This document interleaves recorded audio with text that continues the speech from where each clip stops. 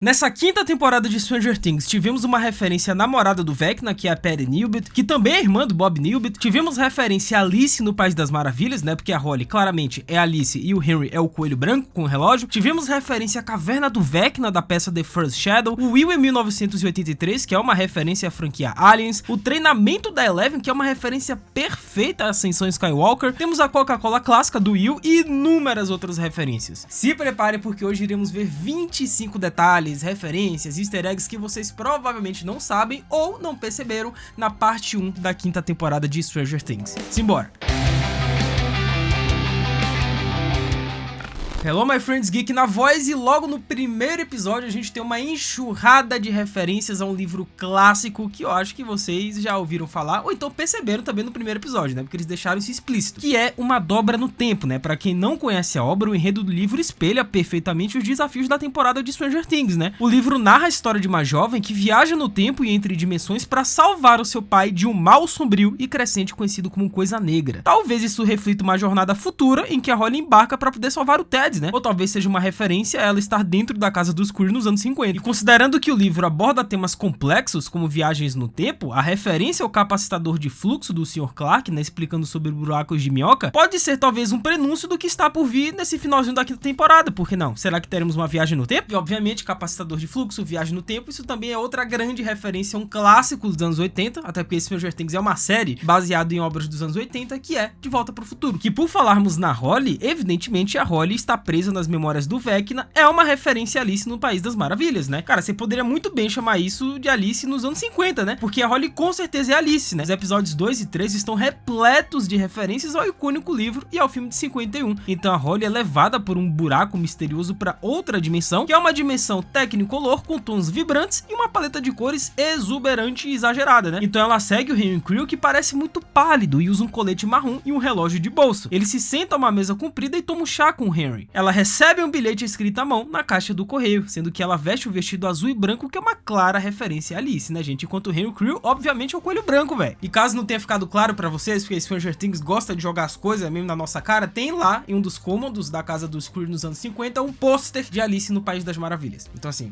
tá na cara a referência. E quando a Max mergulha dentro das memórias do Henry, ela aparece nos anos 50 na escola de Hawkins, e é nesse momento que temos várias referências. Primeiro que vimos a Joyce, na versão adolescente, juntamente com os pais do Steve Harrington, e notem que a Joyce está produzindo uma peça teatral, e é essa mesma peça que vimos em The First Shadow, né, que é uma peça que aconteceu na Broadway de verdade e que é canônico de Stranger Things, é uma história real e que deve ser adaptada agora no resto da quinta temporada. E essa peça basicamente conta a história de origem dos poderes do Henry Creel, ou seja, o Henry durante a escola, durante a infância, como que ele conseguiu esses poderes, como que ele de fato se tornou Vecna, tudo é explicado nessa peça The First Shadow, e aqui temos essa referência. E se vocês observarem nesse papel que a Max pegou no chão da escola, podemos ver o nome do Henry Creel, James Hopper Jr., né, que é o nosso querido Hopper, a Karen Childers, né, que é a mãe do Mike, Ted Wheeler, vocês já sabem, Alan Munson, que talvez seja o pai do Ed, e principalmente a Patty Newbit. Pra quem não sabe, a Patty, ela é simplesmente a irmã do Bob, cara. O Bob lá da segunda temporada, que Deus o tenha, mas cara, é a irmã dele. E outro detalhe, na peça The First Shadow, a Patty, ela também aparece, e ela é o interesse romântico do Henry Creel, cara. Ela é a namorada do Vecna. E se vocês quiserem saber o que acontece nessa peça The First Shadow, né, com essa namorada do Vecna, o desenrolar disso tudo, é só clicar nos cards aí em cima que eu já fiz um vídeo contando a história completa dessa peça, tá? Sendo que a Holly, ela batiza a paisagem mental do Vecna como Camazotz. Acontece que essa é uma referência sensacional, né? Porque dando continuidade às referências do livro Uma Dobra no Tempo, a Holly nomeou o espaço, como eu disse, de Camazotz, né? Porque conhecido como planeta sombrio, Camazotz está sob o controle de uma entidade maligna chamada It, e serve como planeta prisão, cara. E a Holly e a Max imaginam Camazotz sob o controle do Vecna. Só que tem outra possível pista nesse easter egg em particular. Em Uma Dobra do Tempo, né, o Camazotz está sob o controle de uma entidade externa. E tem especulações de que o Devorador de Mentes tenha assumido o controle do Vecna após o final da quinta temporada. O que isso também sirva como uma prisão para sua mente, né? Então a referência a Camazotz se encaixaria perfeitamente nessa ideia, cara. Sendo que a Holly, né, outra referência sensacional, ela se tornou a clériga do RPG de Stranger Things. Olha só, ela se tornou uma clériga no mundo real. Pois numa cena comovente, né, de irmão mais velho, o Mike consola sua irmãzinha contando a ela que que a Holly é a heroína, né? É heróica. E segundo ele, Holly é uma clériga, a mesma classe de personagens do Will em Dungeons & Dragons. E significativamente, uma clériga é uma intermediária entre dois planos de existência e possui o poder de ressuscitar os mortos. E isso certamente parece prenunciar tanto o sequestro da Holly quanto sua aliança com a Max, né, que está à beira da morte. Sendo que os poderes da Holly, né, a heroína, são uma referência secreta também aos X-Men. Sendo que tem outra camada sutil na cena do Mike com a Holly, porque ele diz que sua versão de D&D possui o poder de criar portais interdimensionais, o que é verdade, né? E dito isso, o poder específico lembra o da magia dos X-Men. E isso é importante, né? Porque nos quadrinhos magia era a irmã mais nova de um dos heróis dos X-Men, que é o Colossus, né? E quando tinha 6 anos, ela chamou a atenção de uma entidade demoníaca chamada Belasco, que a levou para uma dimensão infernal governada por ele, né? Chamado Limbo, povoado por imagens astrais de seus amigos, né? E a história de magia culminou no evento de 89 chamado Inferno, né? No qual os portais se abriram entre o Limbo e a Terra, né? Desencadeando uma invasão demoníaca, velho. Os paralelos da criança Holly nessa quinta temporada com essa personagem dos X-Men é extremamente evidente, né? Cá entre nós, pode não ser uma referência direta, pode não ter sido a ideia dos criadores, mas que lembra essa personagem com certeza. Sendo que esse plano do Vecna em raptar essas crianças também é semelhante a outra história dos X-Men. E a gente sabe que teve lá aquela capa, né, de Stranger Things, que é clássica da morte da Fênix Negra, né? Sendo que os poderes são parecidos da Fênix, né, Jean Grey, com a da Eleven, né? Telecinese, telepatia, é tudo igual. Afinal, as temporadas anteriores de Stranger Things, como eu disse, se inspiraram muito na saga da Fênix Negra. E dessa vez a série está repleta de referências para esse evento Inferno de 89, né? Envolvia demônios do Limbo sequestrando 13 crianças, né? Buscando usar suas almas para poder abrir o caminho do Limbo para a Terra. E a quinta temporada apresenta uma busca por 12 crianças, né? Por razões ainda desconhecidas. Mas no mínimo isso certamente faz um paralelo com o episódio Inferno, né? E na pior das hipóteses, esse é o objetivo do Vecna, né? É estabilizar os portais entre Hawkins e o mundo invertido através da morte de inocentes, de crianças, cara. Os flashbacks do Will que a gente viu lá no primeiro episódio, né, em 1983, quando ele foi parar no Upside Down e arrastado pelo Demogorgon até o Vecna, também tá repleto de referência pra tudo que é obra dos anos 80, velho. Primeiro que ele canta, né, em voz trêmula, a versão de Shora's Tale, Shura Go, né, que os fãs já devem se lembrar, porque essa música teve um papel importante na primeira temporada, na conexão com Jonathan, né, porque não é só uma referência, é um elemento central da narrativa, porque ao retornar a música que Jonathan usava pra poder criar esse vínculo com ele, a série enfatiza que ela termina onde começou, né, com a conexão entre os irmãos Byers servindo como a única luz em meio à escuridão. E toda a ambientação do flashback de 83 lembra deliberadamente o filme Aliens, né, incluindo estranhos sacos semelhantes a ovos incrustados nas paredes do mundo invertido. Lembra muito a colmeia xenomorfa das cenas deletadas dos Aliens, né, que é uma referência inteligente às entidades alienígenas parasitas que destroem seus próprios hospedeiros, provavelmente prenunciando o que o parasita, o devorador de mentes, fará com as crianças, né, que segundo o Vecna vão acabar se tornando receptáculos. Sendo que essa leitura dos 88 decibéis também é uma grandíssima referência a uma pá de filme dos anos 80, né, e o mais famoso entre todos, obviamente, é De Volta para o Futuro, né. Pois no primeiro episódio, Steve e Jonathan estão sintonizando o novo dispositivo da rádio para rastrear a localização do Hopper no Upside Down, e o Jonathan deixa o sinal aumentar gradativamente antes de finalmente dizer ao Steve para dirigir quando atingir 88 decibéis. E essa é uma clara e carinhosa homenagem a De Volta para o Futuro, né, onde a DeLorean precisa atingir 88 milhas por hora para poder viajar no tempo. Sendo que o treinamento da Eleven, ela tentando quebrar o recorde dela, pode ser uma claríssima referência a Star Wars, a Ascensão Skywalker, velho. Pois as consequências do treinamento eram um elemento básico de muitos filmes de ação dos anos 80, né? Mas ninguém esperava que a quinta temporada da série fizesse uma referência deliberada a Star Wars, e não qualquer Star Wars, a Ascensão Skywalker, cara. E essas consequências são a maneira perfeita de mostrar o aprimoramento dos poderes de um personagem. E definitivamente tem algo de Jedi na telecinese da Rey, né? E a 11 está treinando no Ferro Velho, né? Que é um esconderijo importante para as crianças de Hawkins na primeira temporada. E toda a ambientação evoca a sala de perigo dos X-Men, né? Com a 11 superando obstáculos enquanto domina os seus poderes. É uma das referências mais explícitas de X-Men desde a primeira temporada, né? Quando o Dust lá, ele apostou com o Will, algo do tipo, que ele iria pegar a revista dele dos X-Men, né? O quadrinho, que é o número 134, que é justamente a morte da Fênix Negra. Continuando, temos a Coca-Cola clássica do Will Byers, né? Afinal, a Guerra das Colas foi um aspecto proeminente na cultura dos anos 80, né? Com a New Cook sendo um fracasso estrondoso, cara. E na terceira temporada vimos o Lucas, né, bebendo uma New Cook e falando poeticamente sobre suas qualidades, né? Pra grande decepção de seus amigos. Porém, dessa vez, o Will comprou uma Coca-Cola no hospital. E vimos que é uma Coca-Cola clássica, cara. E essa é uma maneira sutil de nos situar no final de 87, né? Quando a marca clássica foi reintroduzida após a reação negativa da nova Coca-Cola. E quem aí percebeu a referência ao Austin Milbard, né? Essa referência sensacional envolve o Murray também. Afinal, o Murray, né, está de volta com outra identidade falsa e essa é um pouco obscura, né? Ao tentar passar pelo posto lá de controle da quarentena militar, o Murray usa o nome de Austin Milbard. Acontece que esse é o nome do personagem de Dan Aykroyd, né, da comédia da Guerra Fria de 1985, Espiões como Nós. E convenhamos que essa é uma referência um pouco apropriada pro Murray, né, se é que vocês me entendem. Porque nesse filme, né, Milbard é um gênio brilhante, porém subestimado, né, que é recrutado como espião de isca. Cara, é um paralelo hilário com o papel do Murray no grupo, né, que é um teórico da conspiração que tecnicamente é um gênio, mas que constantemente está envolvido em operações de espionagem de alto risco, que vai muito além de sua capacidade, né. E os pôsteres da Holly, né, referência a Holly, envolvendo cartazes, não param por aí não, tá? A gente tem mais aqui. Pois o design de produção conta uma história trágica no quarto da Holly com um pôster em destaque do filme de animação de 1986, chamado An American Tail. O filme narra a história de Fievel, né, que é um jovem rato que se separa de sua família ao emigrar para os Estados Unidos, e passa o filme tentando reencontrá-los. E esse é um paralelo comovente com a trajetória da Holly ao longo de grande parte da temporada, né? Assim como Fievel, ela é uma personagem pequena e inocente que é separada de sua família e se perde em um mundo novo, né? Um mundo vasto e assustador. É um detalhe dilacerante que sugere que a Holly não é apenas uma prisioneira. Ela está ativamente vagando e procurando, na esperança de que em algum lugar por aí sua família também esteja procurando, né? E no primeiro episódio a gente viu lá o cartaz de uma certa garotinha desaparecida, uma certa